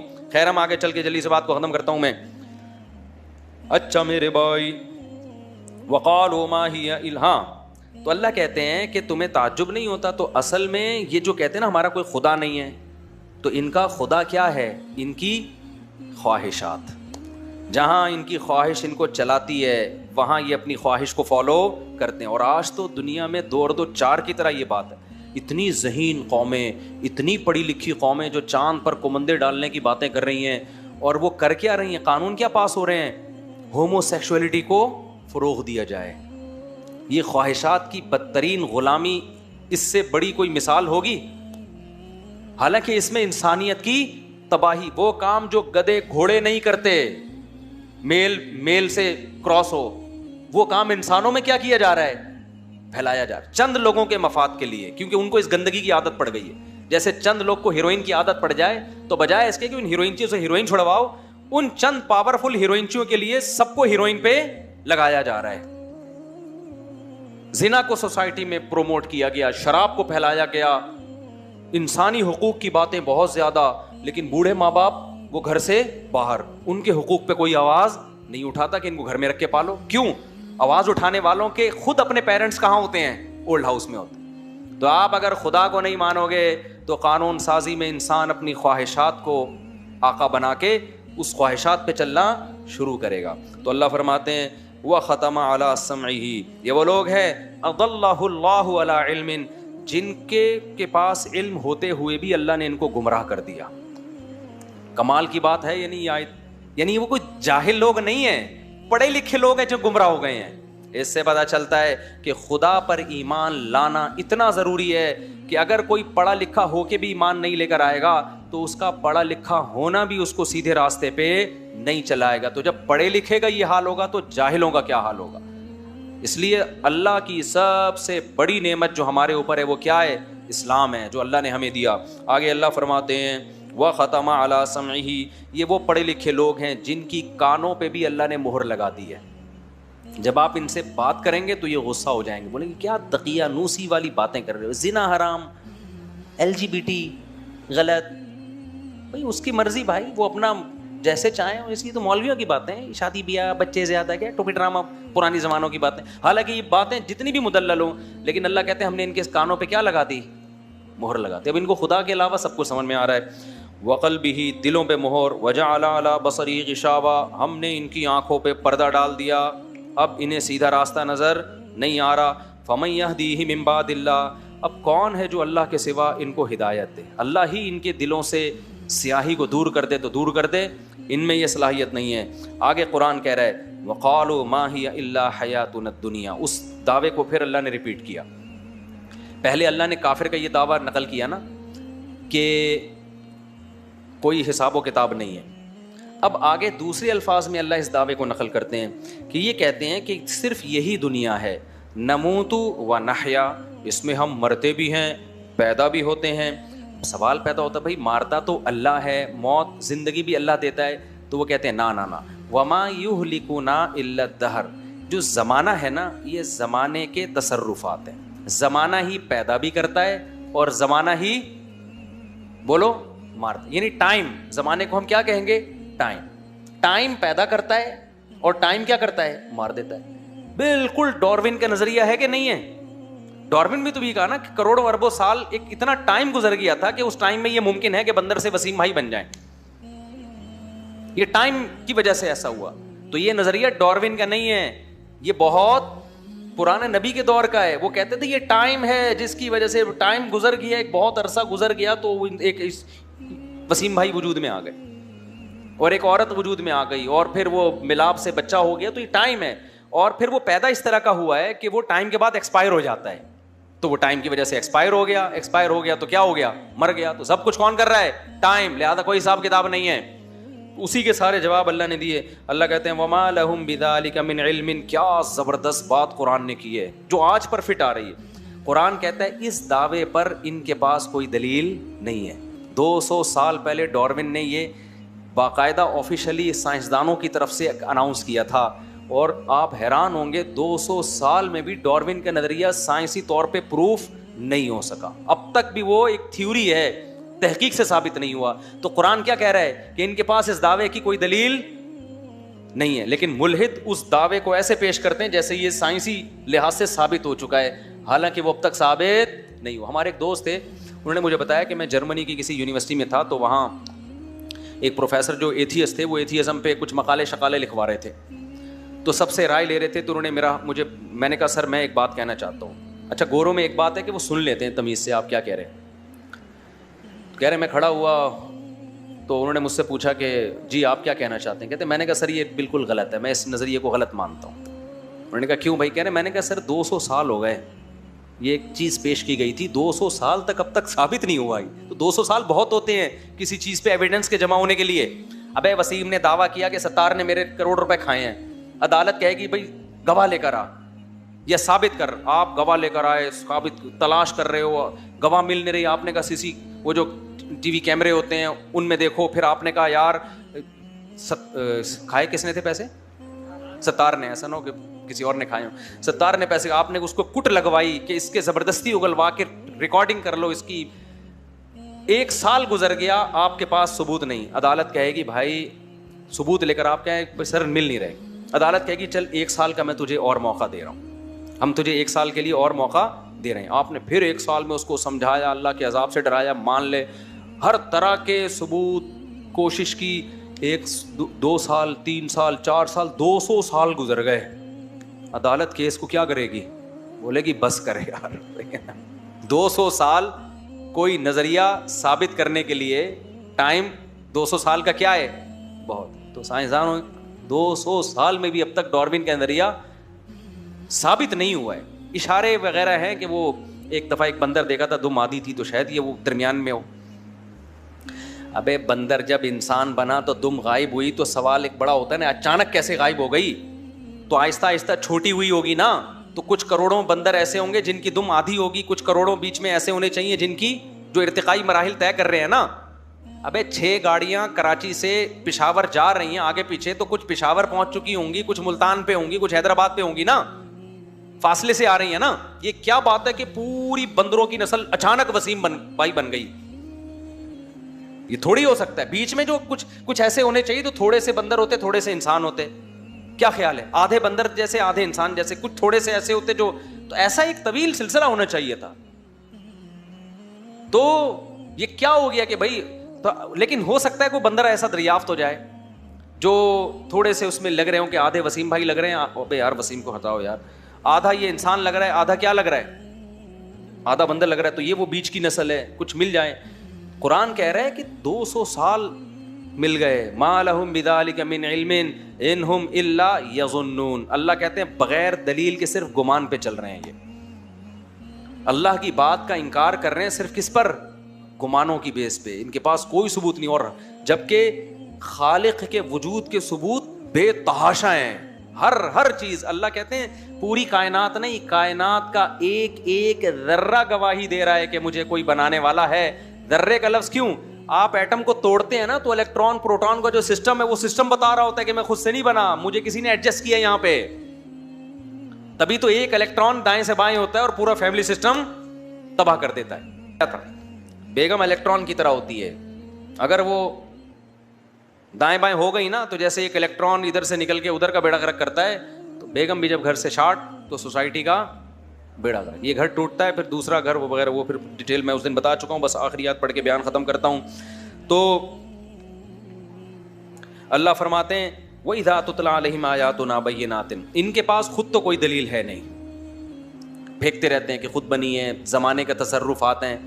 ہاں ہم جب دلائل دیتے ہیں, اذا تتلیٰ علیہم آیاتنا بینات, جب ان پر ہماری آیتیں تلاوت کی جاتی ہیں, بینات جو بہت واضح ہیں, جو بار بار کہہ رہی ہیں کہ جو خدا دانے کو پھاڑ کے تناور درخت بنا سکتا ہے, جو پہلی مرتبہ منی کے قطرے میں آنکھ ناک کان دل دماغ جگر بنا سکتا ہے, جو سوکھا چارہ جانور کو کھلا کے چکنا گاڑھا دودھ نکال سکتا ہے, جو شہد کی مکھی کے چھوٹے سے سر میں ایسے سافٹ ویئر ڈال سکتا ہے کہ وہ شہد بنا کے نکالے, جس کے ایسے ایسے کمالات ہوں. الم نجعل لہ عینین, جس نے آنکھ جیسا ڈیجیٹل کیمرہ بنا کے انسان کی کھوپڑی میں فٹ کر دیا, جس نے کان بنائے. اولم یر الانسان انا خلقناہ من نطفۃ, دیکھتے نہیں پانی سے ہم نے تمہیں بنا دیا, پانی سے بنا کے انسان بنا دیا, تو وہ دوبارہ کیوں نہیں بنا سکتا؟ اللہ کہتے ہیں جب یہ واضح آیتیں ہماری ان کو پڑھ کے سنائی جاتی ہیں, ان کے پاس اپنے دعوے پہ ڈارون کے صحیح ہونے پہ کوئی دلیل نہیں, ہمارے پاس اتنے دلائل, لیکن جب یہ سنائے جاتے ہیں تو ان کے جواب کیا ہوتا ہے؟ وہ جواب بس سنیں, پھر میں بیان ختم کر رہا ہوں. ما کان حجتہم, اللہ کہتے ہیں ان کی جو مضبوط دلیل ہوتی ہے نا, وہ کیا ہوتی ہے؟ فاتوا بآبائنا ان کنتم صادقین. اے اللہ پھر ان مردوں کو دکھا دے ہمارے سامنے زندہ کر کے, اگر تو سچا ہے. نہیں آئی بات؟ پھر زندہ ہو کیوں نہیں رہے ہیں بھائی؟ ہم نے تو اتنے سال پہلے فلاں کو دفنایا تھا, اب تک اٹھائی نہیں ہے وہ. ارے اللہ نے ابھی کرنا ہوتا تو پھر اتنے دلائل دینے کی کیا ضرورت تھی؟ نہیں آئی بات؟ اگر اللہ مردوں کو زندہ کر کر کے دکھا رہتا تو پھر تو تیرا باپ بھی ایمان لے کر آتا, پھر تو زنا بھی چھوڑتا, پھر تو شراب بھی چھوڑتا. پولیس تو سب کچھ کروا سکتی ہے نا, کیا خیال ہے؟ ایک آدمی کہہ رہا ہے مجھ سے بندردنی نہیں چھوٹ رہی, دیکھ رہا تھا نا کسی لڑکی کو خوبصورت سی, یوں کر کے دیکھ رہا ہے اس کو, لوگوں نے کہا پہ نظر جھکا, کہہ رہا ہے یار میرے سے نہیں, مجھ سے برداشت نہیں ہوتا عورت کو دیکھ کے, یہ اسلام نے بڑا سخت حکم دیا ہے کہ عورت کو دیکھ کے نظر جھکاؤ, میں نہیں برداشت کر سکتا. اس لڑکی نے بھی غصے سے اس کو دیکھا, یہ پھر بھی دیکھ رہا ہے, کہہ رہا ہے آپ کو غصہ آ رہا ہے لیکن ایکچولی مجھ سے برداشت نہیں ہوتا. کسی نے کان میں آ کے کہہ دیا ڈی ایس پی کی بیٹی ہے یہ, تمہارا باپ بھی برداشت کرے گا کہ نہیں کرے گا؟ فوراً بہن, انٹی, سسٹر, ماں, یہ القابات سے نوازو گے کہ نہیں نوازو گے؟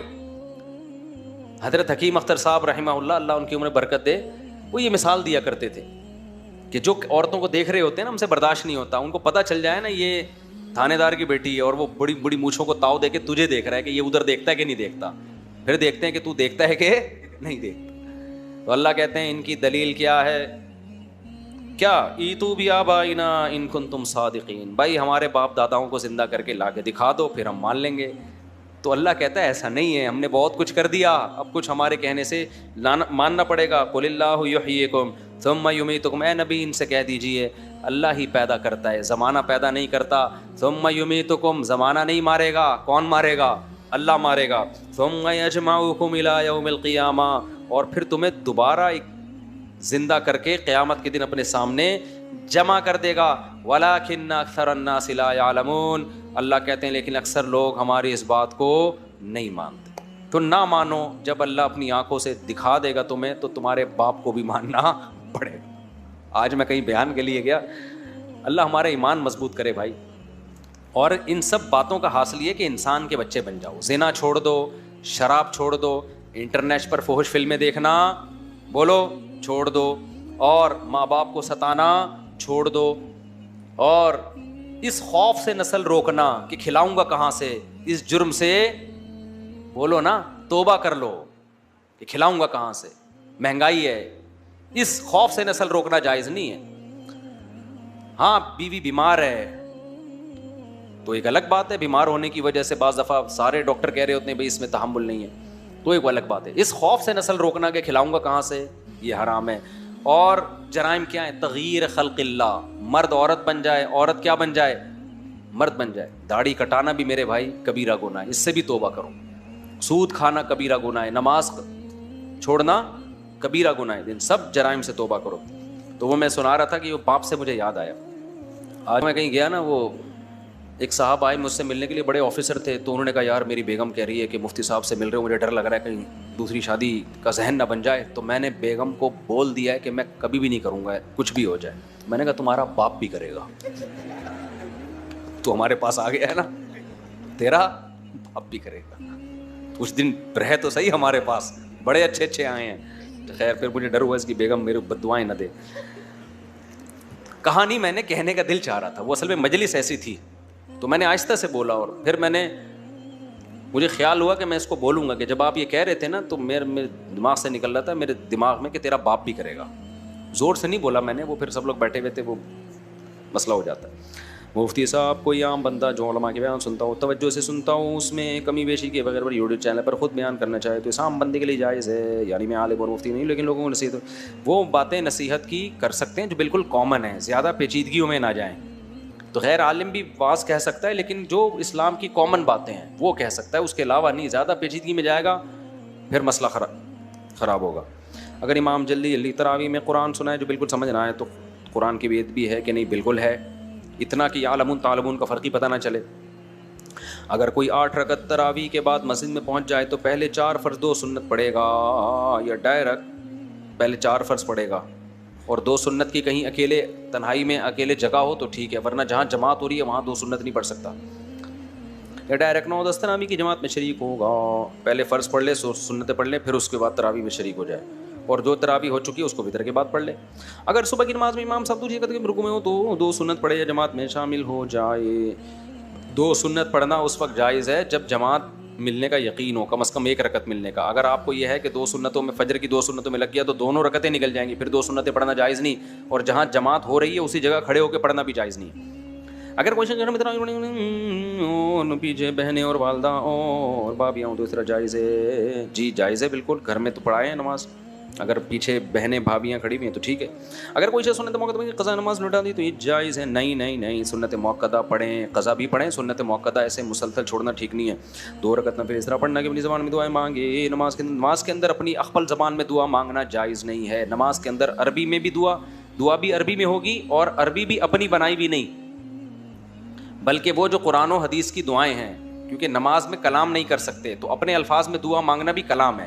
نماز سے باہر تو اپنی زبان میں دعا مانگے، لیکن نماز کے اندر دعا میں شرط ہے کہ عربی میں ہو، اور عربی بھی اپنی عربی بنائی بھی نہ ہو کہ خود سے عربی الفاظ بنا رہے ہیں. اللہم یا اللہ ہذا امرأۃ ارید ان اتزوجہا، اللہ ایک لیڈیز ہے میں اس سے شادی کرنا چاہتا ہوں،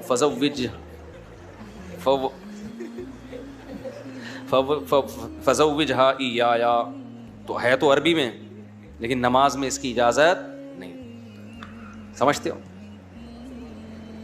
تو نماز کے بعد تو پھر جو مرضی دعا مانگ لیں، پھر تو اردو میں ہی مانگ لیں. عربی میں پتہ نہیں مانگ کیا ہو، نکلے کیا، مل کچھ اور جائے. کیا خیال ہے؟